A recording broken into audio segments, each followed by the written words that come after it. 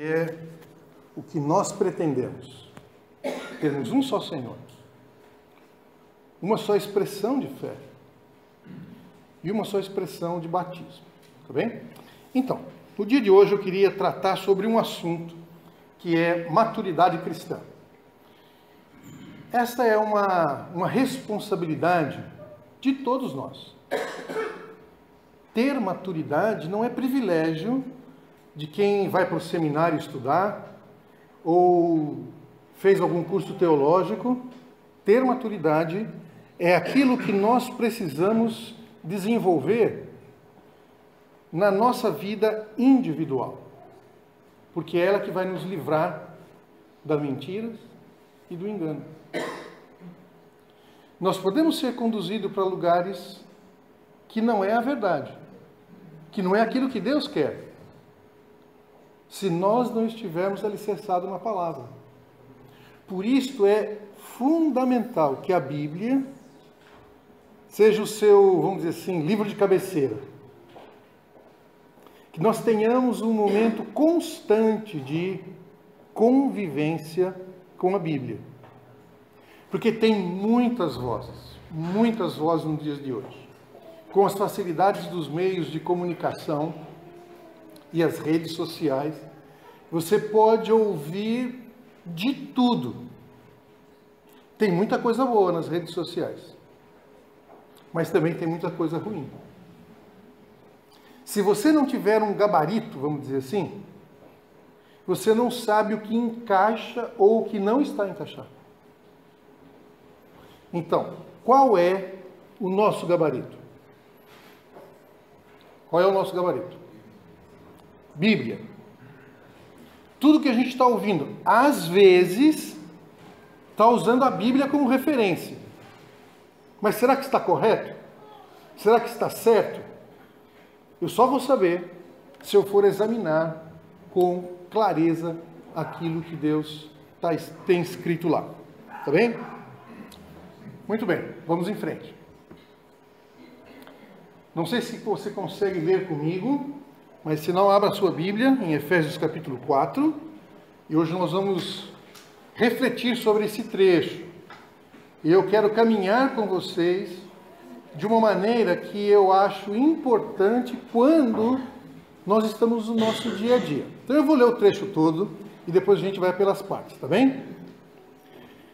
Foi ele que constituiu uns como apóstolos, outros como profetas, outros como evangelistas, outros como pastores e mestres, com o fim de preparar os santos para o serviço da comunidade, para a edificação do corpo de Cristo, até que todos cheguemos à unidade da fé e ao pleno conhecimento do Filho de Deus, ao homem adulto, à medida completa da estatura de Cristo.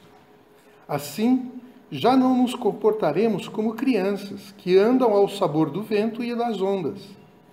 Não nos deixaremos enganar por artimanhas inventadas pela esperteza daqueles que se armam em mestres, mas proclamando a verdade com amor, cresceremos em todos os sentidos para Cristo, que é a cabeça. E é nele que todo o corpo se mantém firmemente unido pelas articulações que o sustentam, e que cada uma delas recebe força para ir crescendo em harmonia. Então eu quero considerar sobre esse trecho, mas vamos pegar partes e tentar perceber quais são as partes importantes ou as partes que nos chamam a atenção. Quando você estiver lendo a sua Bíblia, você lembra de fazer isso. Porque um conhecimento distorcido da palavra pode conduzir a práticas equivocadas. Se nós não temos um conhecimento, se nós não temos uma abordagem à palavra correta, olhando para suas partes e refletindo sobre elas, nós podemos ser conduzidos de boa vontade para um local ou para uma direção que não é aquela que Deus planeou a priori. Tá certo? Então, se você está com a sua Bíblia aberta, mantenha o dedo aí em Efésios capítulo 4, que agora nós vamos olhar parte por parte, tá bom? Então, no versículo 11, a primeira coisa que poderia nos chamar a atenção é esta frase. Eu estou usando uma Bíblia chamada Bíblia para Todos. Eu não sei se é a versão que você está acostumado a usar, mas a primeira frase que está aí no versículo 11, ele diz assim: foi ele que constituiu. Quem é esse ele? Qual é a sua ideia? De quem é esse ele? Quem? Jesus. Foi ele, Jesus, que constituiu. Agora vamos ver as partes ali. Ele constituiu o quê? Uns como apóstolos. O que mais? Profetas. E outros como evangelistas. E outros como pastores e mestres. Veja, 4 características que Jesus constituiu dentro da igreja. Paulo, quando estava dando orientação para a igreja de Éfeso, deu essa orientação para eles. Foi ele, não foi qualquer um dos homens, não foram aqueles homens que se escolheram, disseram assim: bom, eu vou ser um apóstolo. Não. Eles foram escolhidos por Jesus. Então, Jesus constituiu na igreja diferentes dons, diferentes pessoas para exercerem a edificação da igreja. Então, numa igreja, nós temos estes dons. Apóstolos. Sabe o que é um apóstolo? Apóstolos tem 2 características. Essa de que aqueles que viram a Jesus. Então, hoje em dia nós não teríamos mais nenhum apóstolo, porque ninguém consegue viver esses 2000 e tal anos. Então, temos apóstolos com essa característica. E a outra característica de apóstolo é aquele que vai a um lugar onde ninguém ainda foi pregar. Por exemplo, missionários que vão para lugares aonde ainda não foi pregado o evangelho. Ele tem essa característica de apóstolo. É aquele que está levando a boa nova, a mensagem do evangelho para um lugar que não se ouviu do evangelho. Então essa é uma outra característica de apóstolo, tá certo? Por quê? Porque os apóstolos que conviveram com Jesus, eles foram divulgar uma mensagem que as pessoas não tinham ouvido ainda. Então, quando Paulo está dizendo para a igreja de Éfeso que Jesus constituiu apóstolos na igreja, não tinha a ver somente com aqueles que viram a Jesus, mas tem a ver com aqueles que estão a proclamar a palavra aonde ninguém ouviu ainda. Então, quando você está indo proclamar a palavra num local onde eles não ouviram ainda, você está sendo abençoado com essa característica de um apóstolo, que é levar a palavra para um lugar onde ninguém foi ainda. Ok? Profetas. Profeta não é aquele que prevê futuro. Às vezes a gente tem gravado isso na cabeça, né? Um profeta é aquele que vê futuro, está falando das coisas lá na frente. Não, um profeta é alguém que está a proclamar a palavra de Deus. E muitas vezes ele está trazendo orientações para aquele grupo de pessoas.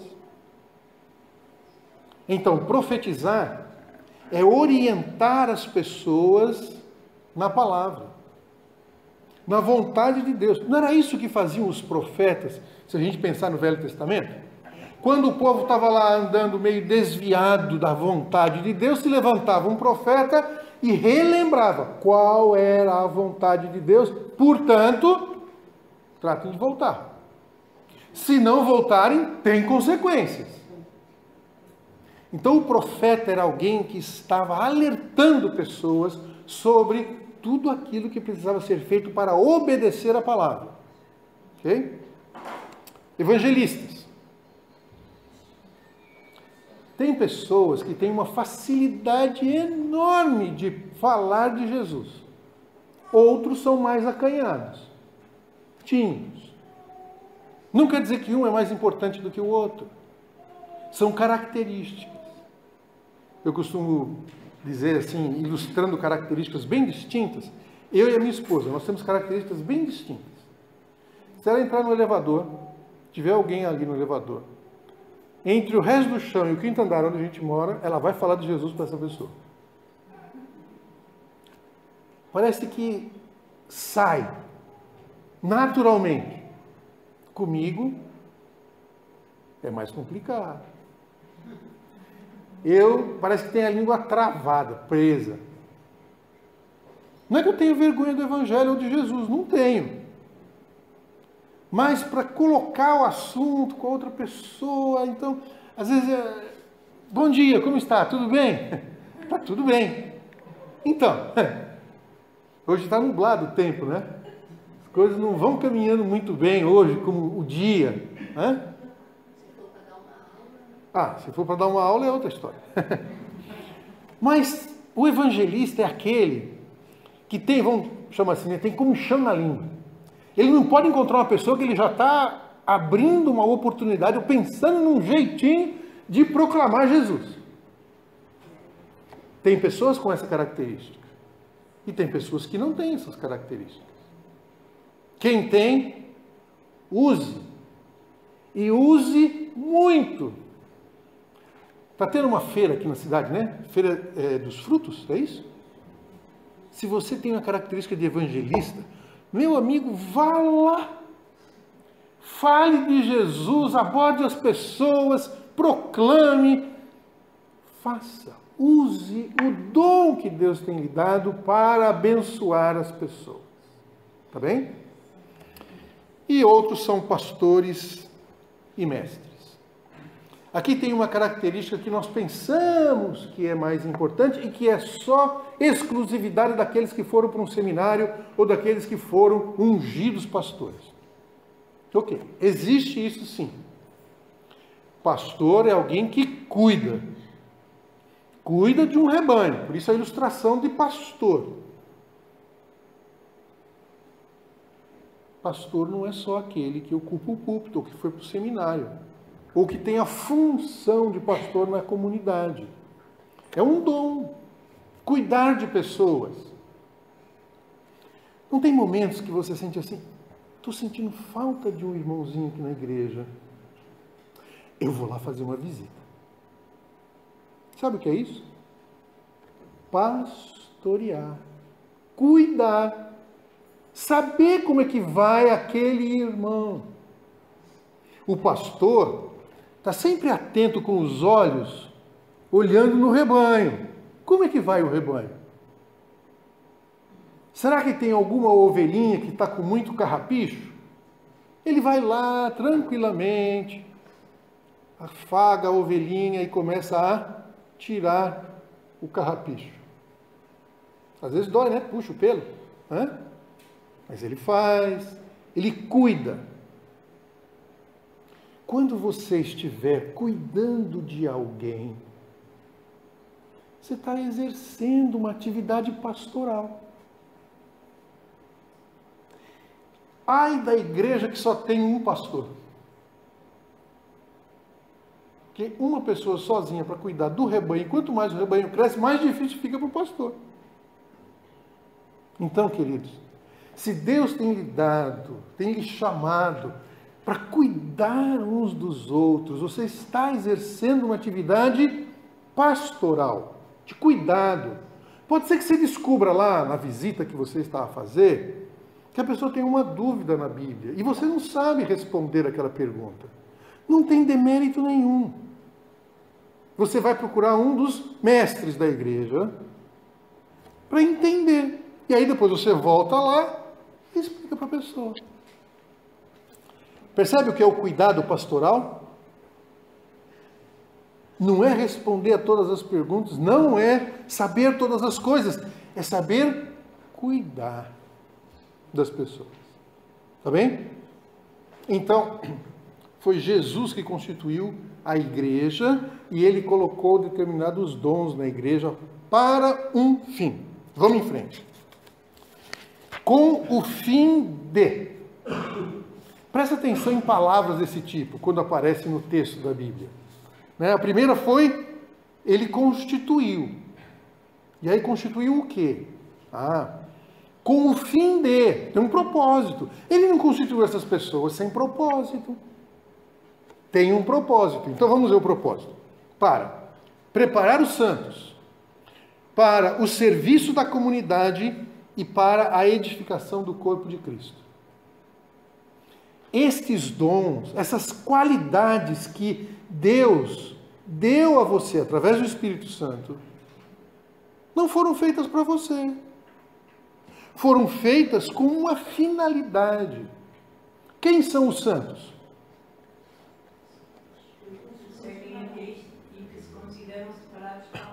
Isso. Todos aqueles que seguem a Cristo são os santos. Santo é alguém que foi separado. Qual é a ideia que nós temos, como portugueses, católicos, de tradição católica? O que é um santo? É a simbolização, né, de alguém que fez uma coisa tão importante, a gente constrói até um altar para isso, não é? Fátima é um santo? É. Só não precisa era ter construído toda aquela estrutura para venerar a Fátima. Nós veneramos quem? Jesus. Se você perguntar para um católico sincero, ele também vai dizer que ele venera Jesus. Ele não é contra Jesus. Eu já vi uma frase nessas de põe no carro, adesivo. Tudo por Jesus. Nada sem Maria. Ui! Esse adendo revela a percepção da pessoa. Lembra, eu não estou aqui para criticar a pessoa, nem a sua crença. Eu estou aqui para demonstrar para ela o que a Bíblia diz. A Bíblia não diz nada sem Maria, mas diz que tudo depende de Jesus. Isso é verdade. Então, percebe que pode haver uma mistura perigosa de conceitos. Então, se nós não conhecemos a Bíblia, esta mistura pode começar a penetrar e ao longo dos anos gera uma cidade como Fátima. Peregrinos indo para lá constantemente. E tudo que se faz em Fátima em torno daquela cosmovisão, a aparição de Fátima para aqueles pastorezinhos, não é? Vamos às Escrituras procurar se aquilo que se fala é aquilo que está escrito. Precisa demonstrar. Se você não conhece, então você vai ter dificuldade de mostrar. Por isto, o fim dos dons na igreja não é orgulho para mim, de jeito nenhum. É para a edificação dos santos. Porque nós temos um serviço à comunidade. Porque nós estamos aqui para edificar, construir o corpo de Cristo. Qual que é o corpo de Cristo? O que é a igreja? Olha, nós estamos falando com pouca convicção. Igreja somos nós, não é esse prédio. Esse prédio não é a Igreja Batista de Caldas da Rainha. Não é. Isso aqui é uma sala, um local de reunião. Isso aqui só é terra santa quando os santos estão aqui. 10 horas da manhã, isso aqui era uma sala igual a qualquer outra. Sabe por quê? Porque não tinha ninguém aqui. Quando os santos começaram a chegar, aqueles que foram separados por Deus para o louvor da sua glória, aqui se tornou um local santo, separado, especial, pronto para quê? Para se adorar Deus. Não é verdade? Nós estamos aqui com uma finalidade: crescermos juntos. Nós não temos outra finalidade aqui. nós nos reunimos. Pensa um pouquinho, por que você levantou da cama hoje cedo e veio para cá? Qual era a sua expectativa? O que você tinha em mente? O que você esperava encontrar? Eu esperava encontrar você. Estarmos juntos. Porque eu não faço melhor do que quando nós estamos juntos. Os diferentes dons, as diferentes características, o seu sorriso. Você já reparou como todos nós temos 2 olhos, 2 ouvidos, um nariz, uma boca, mas é tão distinto, é tão diferente. Repara no rosto das pessoas e veja as diferentes expressões.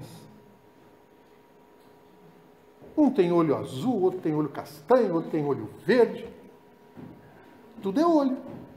Só tem uma finalidade: enxergar. Mas Deus é tão criativo, tão variado. Cabelos.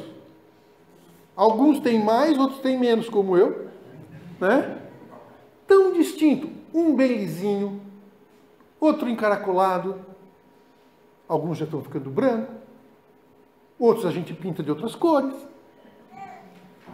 Tão distinto. Não é verdade? Deus é um Deus criativo. E Ele tem uma finalidade para a sua igreja, para o corpo de Cristo. É demonstrar esta multifaceta do corpo de Cristo no lugar onde nós estamos. Se esta comunidade, se esse grupo de irmãos que aqui se reúne não fizer nenhuma diferença nessa rua aqui, por que a gente se reúne?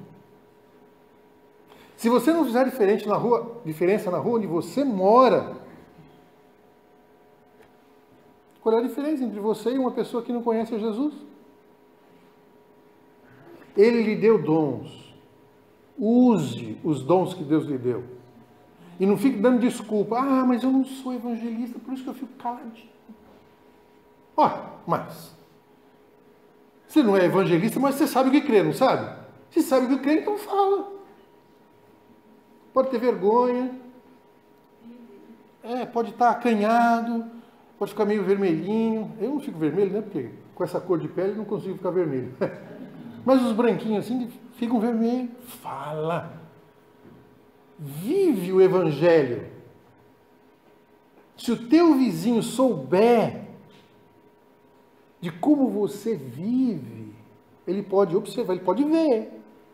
E se você mora muito tempo no mesmo lugar, os vizinhos já sabem muito bem como são as coisas. Esta é a maneira de testemunhar de Jesus. Então, vamos em frente.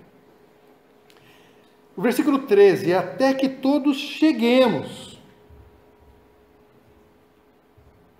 Tinha uma finalidade. O crescimento, a unidade, o conhecimento da igreja. Até que todos cheguemos à unidade da fé, ao pleno conhecimento do Filho de Deus, ao homem adulto, à medida completa da estatura de Cristo. Quantos aqui já chegaram a este fim? Já que Jesus constituiu na igreja pessoas com dons, com o fim de edificar o corpo, para prestar um serviço à comunidade, ao lugar onde nós estamos, na época que nós estamos. Até que todos, não é alguns, é todos. Todos cheguemos aonde? Unidade de fé. Isso significa o quê? Crer na mesma coisa. Temos unidade. Nós podemos até ter alguma discordância, mas a gente faz o quê com a discordância? Senta junto e ouve o outro. Ouça primeiro, fale depois.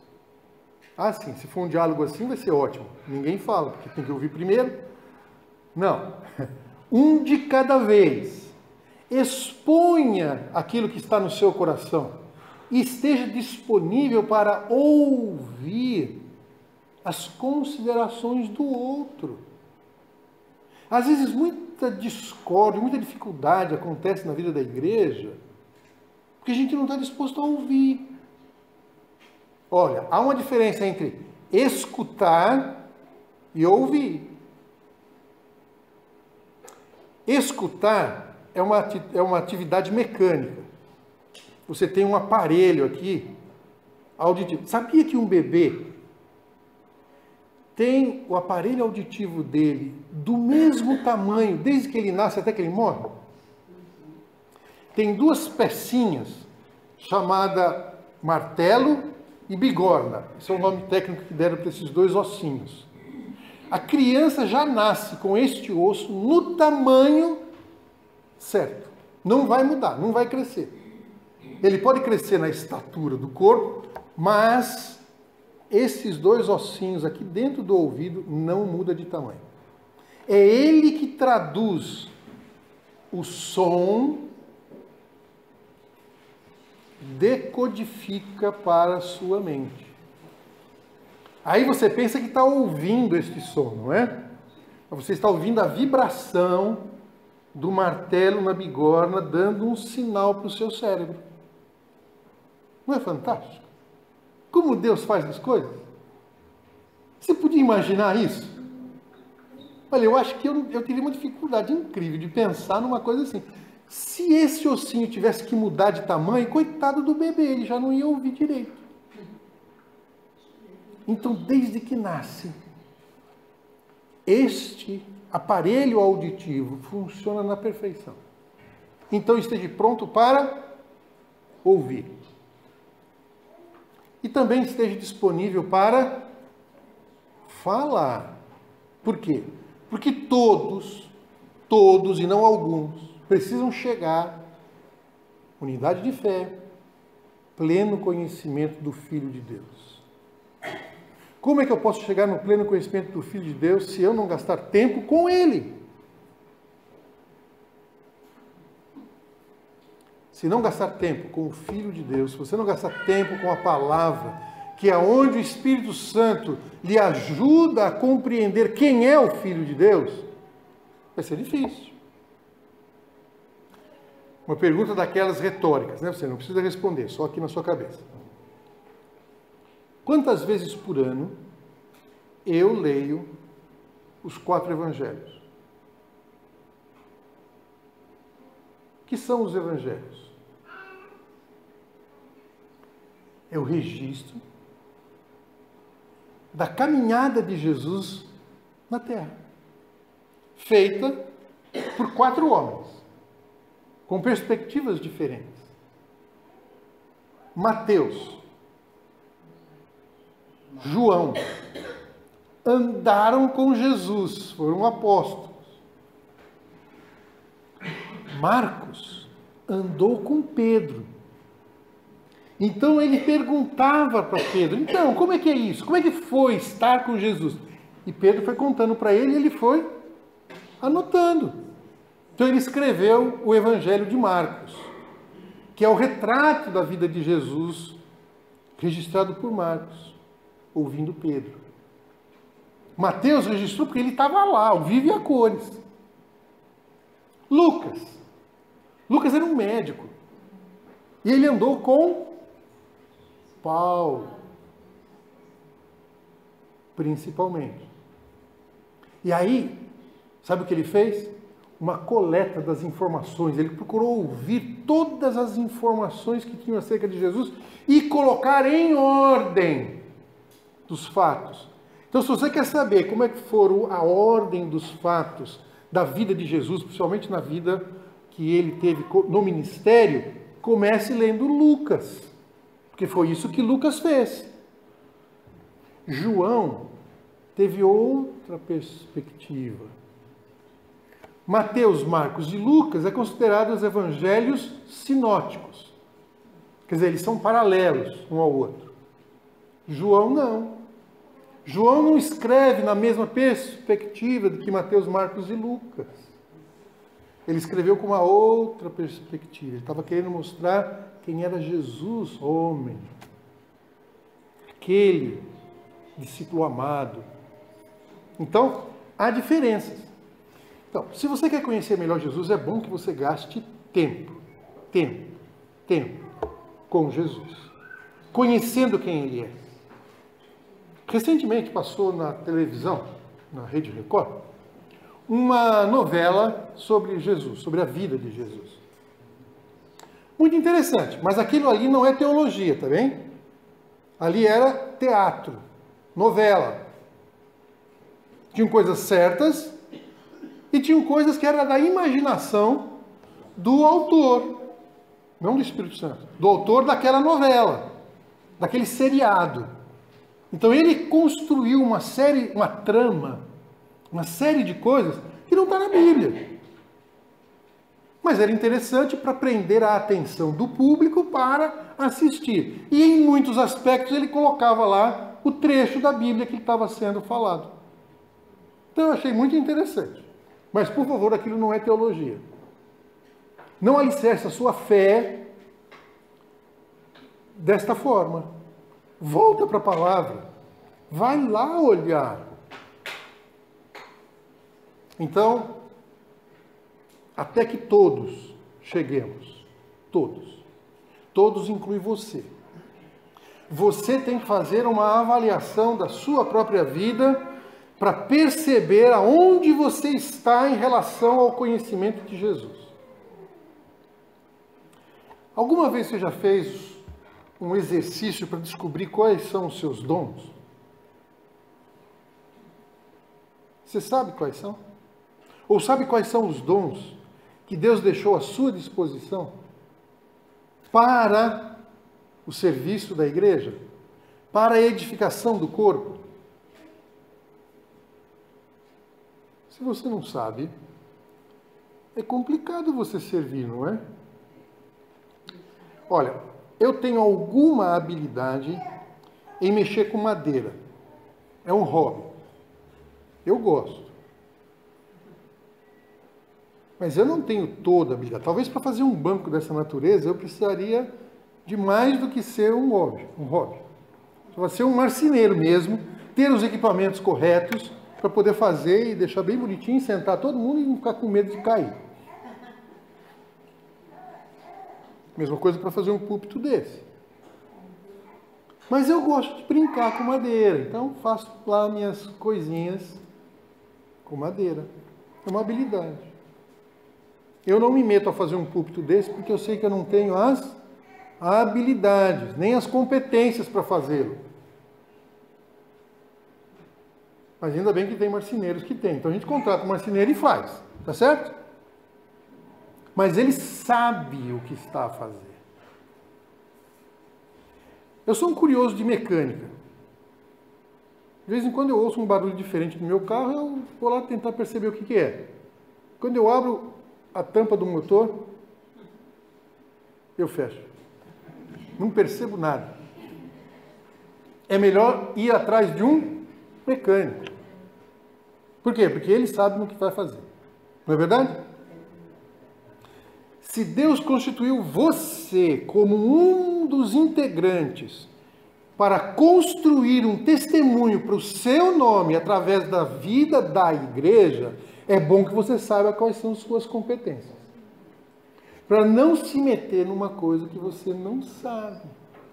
E aí faz errado. E se faz errado, compromete a qualidade do trabalho. Um mecânico que não conhece do métier, daquilo que tem que fazer, ele vai depor contra a oficina onde ele trabalha, não é? Você leva o carro lá, paga para consertar, e aí não volta direito, você volta nessa oficina? Eu não. É a mesma coisa acontece com uma comunidade de discípulos de Jesus. Pessoas procuram olhar para nós e procurar respostas para o problema do mundo hoje em dia. Aí ele vem aqui, se encontra conosco. E ele tem uma expectativa de encontrar respostas para as suas angústias, para as suas questões. Eu não tenho que ter todas as respostas. Mas nós temos a obrigação de procurar as respostas. Alguém pode lhe fazer uma pergunta ou me fazer uma pergunta que eu não sei responder. Não tem demérito nisso. Olha, eu não sei, é melhor dizer logo. Eu não sei, mas vou procurar saber. Percebe? Esta comunidade é a resposta de Deus, é a esperança de Deus para o mundo. E para a gente não pensar que o mundo é uma coisa tão grande, vamos pensar nas causas.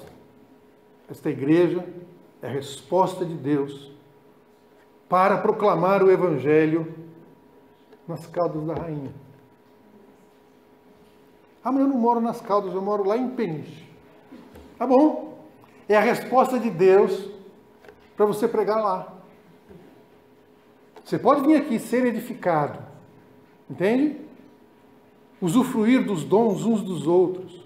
Aprender. Ser estimulado à prática das boas obras. E volta para o lugar onde Deus lhe colocou para ser sal e luz. Estamos entendidos? Está claro até aqui? Então vamos em frente. Assim, de novo, preste atenção às palavrinhas que começam. Assim, já não nos comportaremos como crianças que andam ao sabor do vento e das ondas. Criança vai atrás do prazer. O vento. Se ele estiver empinando um papagaio, uma pipa, ele vai procurar o vento para poder ver a pipa subir. Ondas. Se tiver onda no mar, gostoso. Vai lá, até que a onda derruba ele fica meio agitadinho, né? Aí ele vai aprendendo que não dá para entrar no mar sem cuidado. E se ele for então para Nazaré, eu espero que não seja na época das ondas gigantes, né? Porque ali tem onda, viu? Misericórdia. Perigoso. Muito. Não é qualquer surfista que surfa lá, não. É muito perigoso. Então, se nós estivermos aprendendo do Senhor, utilizando os nossos dons, desenvolvendo serviço na igreja, todos nós, sem exceção, nós não nos comportaremos mais como crianças. Nós vamos andar como adultos que pensam, que avaliam, que conhecem os fundamentos da fé que ele precisa ter. Outra característica, não nos deixaremos enganar por artimanhas inventadas pela esperteza daqueles que se armam em mestres. Há uma possibilidade de engano? Não é todo mundo que me diz Senhor, Senhor, que está de acordo com o Senhor. Paulo elogia os bereanos, porque eles iam confirmar se as coisas que se diziam eram assim mesmo. Então, somos bereanos? Eu tenho gravado as mensagens e depois disponibilizo para colocar no Facebook da igreja. Por quê? Porque seria bom você ir confirmar para ver se tudo que eu digo aqui é válido, é verdadeiro, está de acordo com as escrituras. Porque se não tiver, pode mandar um e-mail para mim, ou pode pegar o telemóvel e ligar para mim. Ô pastor, me explica bem uma coisa, porque eu não entendi daquilo que o senhor falou no domingo. O senhor falou isso, e eu não posso nem dizer que eu não falei, porque está gravado. Então me explica melhor, porque eu não devo ter percebido bem as coisas.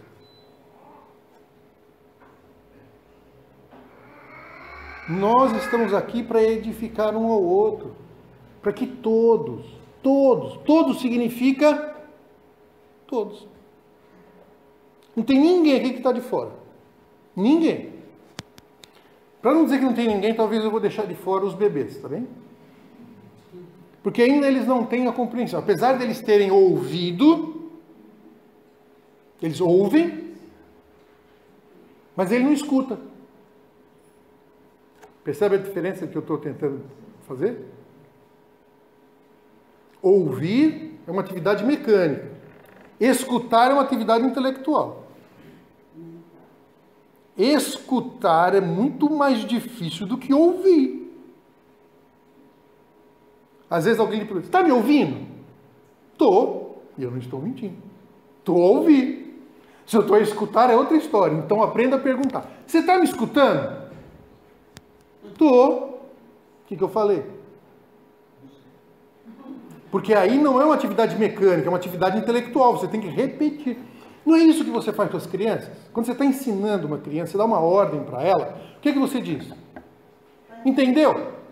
Entendi. Ou percebeu? Percebi. Então me diga o que você percebeu. E aí você pode saber se ele percebeu correto ou não. Então, é a mesma coisa que eu estou tentando fazer com o irmão. Percebeu o que a Bíblia está dizendo? Se nós tivéssemos mais tempo, eu ia perguntar assim, o que é que você percebeu? Eu queria ouvir, né? Então, nesse tempo de conversa, quando a gente sai daqui, vai para casa, vai almoçar, né? Converse com a outra pessoa que esteve aqui contigo e veja se ele percebeu aquilo que ouviu, para ver se aquilo que ouviu ficou. Combinado? Boa. Então vamos em frente. Mas, depois de entender todas essas coisas, proclamando a verdade com amor. Proclamar a verdade não é isenta de amor. Ah, eu sou muito verdadeiro. Eu digo e acabou. Você pode ser grosso. Está ofendendo outra pessoa. Diga a verdade com amor. Alguém que está interessado na edificação do outro. E não apenas em dizer a verdade. Dizer a verdade é dizer com amor para que haja o resultado, a transformação. Cresceremos em todos os sentidos para Cristo, que é a cabeça. Quando eu digo a verdade em amor, o resultado é crescimento. Alguns podem ter mais dificuldades para crescer, sabe por quê? Porque às vezes tirar algumas coisas da nossa vida é difícil, demora, precisa de apoio, precisa de ajuda para aquele irmão fortalecer os joelhos e não ficar trôpego, né? Qualquer coisa tropeça e cai. É difícil, é uma jornada. Gente, não abandona os irmãos da igreja, não. Sabe por quê? Porque sozinho nós estamos mais vulneráveis. Mas quando a gente está em grupo, quando a gente está junto, a gente fica mais forte. Quando eu era adolescente, a gente percebia isso, né? Sozinho a gente ficava bem quietinho, né? Mas quando estava em grupo, a gente ficava todo arrogante, né? Todo forte. Mexe comigo. Aqui, ó, o meu bando. Mexe comigo. Mas quando está sozinho, não quero mexer com ninguém. Passo quieto. É nele que todo o corpo se mantém firmemente unido pelas articulações que o sustentam. E de cada uma delas recebe força para ir crescendo em harmonia. Cada parte. Gente, eu não sei se você já deu importância para um pequeno disco que você tem entre uma vértebra e outra da coluna. Sabia que você tem um pequeno disco? Funciona como um amortecedor. Sabe quando é que você percebe que existe esse disco? Quando você tem uma hérnia de disco. Você nem levanta. Você não consegue nem andar com uma hérnia de disco. Sabe quando você vai lembrar que o seu joelho é uma articulação e ela precisa se movimentar? Quando a cartilagem que tem aqui desgasta. Aí você já tem dificuldade de andar dói. O Senhor Jesus está tentando nos mostrar que cada articulação, cada momento, cada movimento existe para o bem do corpo. E se você é aquela articulação e não funciona, o corpo todo sofre. Percebe isso? Percebe que você é tão importante que sem você esse corpo sofre? Sem você essa comunidade vai sofrer? Você já acompanhou algum cego? Como é que o cego anda? Sim, claro, mexer nos pés. Sim. Mas o que ele tem para orientá-lo, já que ele não tem os olhos? Ele tem uma bengalinha que ele vai batendo nos lados, ou tem um cão treinado para levá-lo, não é? Ou alguém a acompanhar. Ser cego não é impedimento para você fazer as coisas. Talvez é mais difícil, porque as nossas cidades nem sempre são planeadas para orientar um cego. Então nem sempre tem aquela calçadinha com uns trilhozinhos marcando assim, que é para ele saber a direção. Quando começa a fazer a curva, ele tem essa percepção. Tá? Nem toda cruzamento tem aquelas travessias de pedestre com um apito. Pip, pip, pip. Aquilo é para quem? Os deficientes visual. Para saber o que está no sinal. Ele não tem sinal. Ele não consegue ver. Então ele sabe o que tem no sinal. Por causa do som. E pode ver quando vai mudar o sinal, que é para o pedestre não atravessar, o peão não atravessar, ele fica mais rápido, né? Ele sabe que não pode atravessar. O sinal está aberto para o trânsito e não para o peão. Ok? Muito bem. Estamos juntos? Todo mundo aqui está disposto a se tornar maduro? Porque maturidade é o conhecimento da palavra que vai nos libertar do quê? Da mentira e dos enganos. Então, eu quero desafiar você a tomar uma posição. O que é que isso tem a ver comigo?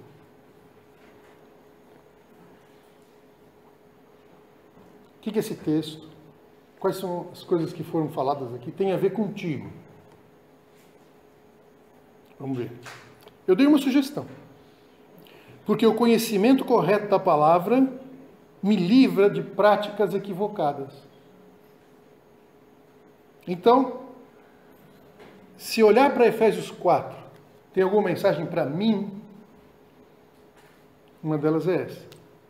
Conhecer corretamente a palavra, porque é ela que me livra de práticas equivocadas, de engano, de fazer coisa que a Bíblia não diz.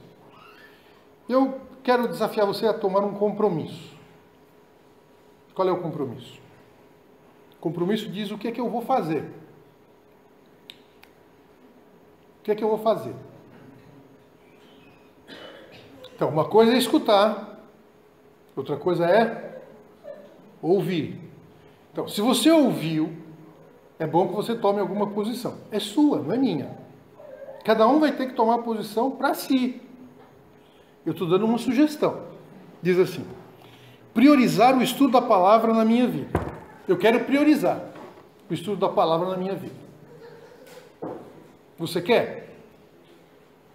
Se você quer priorizar o estudo da palavra na sua vida, bote tempo na sua agenda.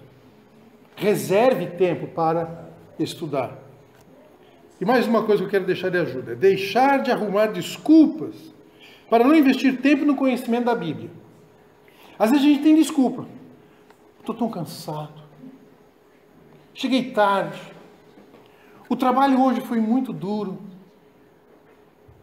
Gente, desculpa. Desculpa. Se você chegou bem cansado, toma um banho, vai dormir. Sabe por quê? Porque amanhã você vai levantar mais cedo para poder gastar um tempo, priorizar um tempo com a palavra. E se você não for dormir mais cedo, você não vai levantar mais cedo. Você só levanta cedo se você for dormir cedo. Então para de arrumar desculpa. Trabalho não é desculpa. Ah, o bebê não dormiu a noite inteira. Que bom. Enquanto ele estava acordado, você estava fazendo o quê? Ficando com raiva porque ele não dormia? Dorme, filho. Não. Ora, Medita na palavra, medita. Você só pode meditar naquilo que está na sua cabeça.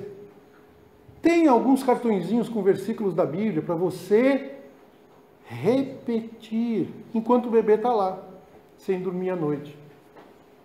Se você tem insônia, acorda durante a noite, o sono não vem, para de rolar na cama, não vai vir mesmo o sono. Levanta. Ou lê a Bíblia, pode orar. Olha, foram dados vários pedidos de oração aqui pelos irmãos. Faça daquele um tempo de intercessão diante de Deus. Para de dar desculpa.